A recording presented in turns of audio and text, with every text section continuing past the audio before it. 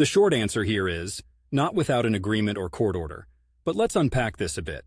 You're navigating through rough waters, and that's putting it mildly.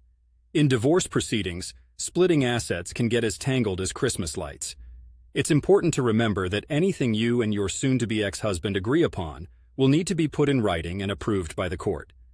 Generally speaking, assets are not split and distributed until the divorce is finalized. This is typically done via a court order or a mutual agreement submitted to and stamped by a judge.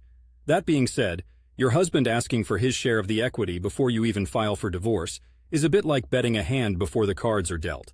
Without a legal agreement, neither party has the right to unilaterally demand their share of any marital property, including equity and retirement accounts. If he's hankering to nest in a new abode ASAP, he might just have to cool his jets until the gavel slams. One strategy for you would likely be to speak with a divorce attorney. That person can act as the bubble wrap around all your assets, keeping them safe while this legal collision is taking place.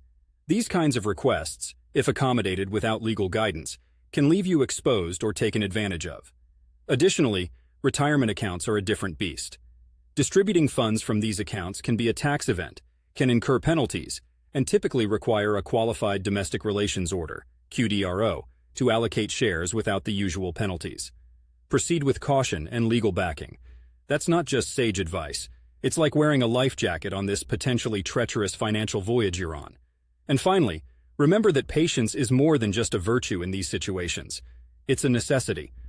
Rushing to appease his demands could end up costing you more than just your retirement equity. Hang in there. And again, legal counsel isn't just recommended, it's crucial.